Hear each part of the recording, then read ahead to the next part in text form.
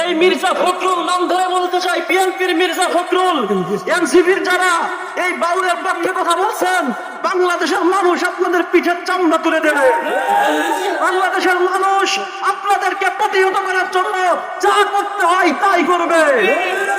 বাংলাদেশ খেলাফত ছাত্রলীগ ফরিদপুর জেলা শাখার সংগ্রামী সেক্রেটারি মাওলানা রেজওয়ান হুসাইন।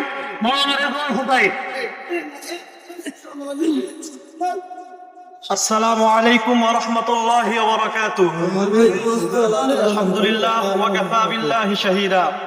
সংগ্রামী তাওহীদি জনতা, আমরা দেখেছি আজকে বিকালে রাউল নামের ওই ফাউল ফরিদপুরের প্রেস ক্লাবের সামনে জমায়েত হয়ে মানববন্ধন করেছে। আমরা প্রশাসনের কাছে জিজ্ঞাসা করতে চাই, এই আল্লাহকে নিয়ে এবং রাসূলকে নিয়ে কটূক্তি করা এই বাউল নামে ফাউল কিভাবে ফরিদপুরের মাটিতে তারা একটা মানববন্ধন করতে পারে? আমরা প্রশাসনকে আবার হুঁশিয়ারি করে উচ্চারণ করে বলতে চাই, এবং যারা এই মির্জা ফখরুল নাম ধরে বলতে চাই, বিএনপির মির্জা ফখরুল, এনসিপির যারা এই বাউলের পক্ষে কথা বলছেন, বাংলাদেশের মানুষ আপনাদের পিঠের চামড়া তুলে দেবে। বাংলাদেশের মানুষ আপনাদেরকে প্রতিহত করার জন্য যা করতে হয় তাই করবে।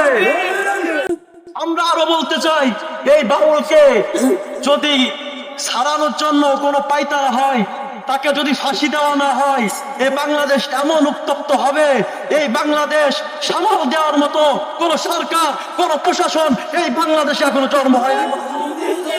আল্লাহ পাক রব্বুল আলামিন আমাদেরকে দিনের মধ্যে মুজাহিদ হিসাবে এই বাতিলের বিরুদ্ধে সবসময় হকের আওয়াজ নিয়ে কথা বলার, ময়দানে কাজ করার তৌফিক দান করুন। সকলে বলেন আমিন। প্রিয় তৌহিদি জনতা, এখন আমাদের সামনে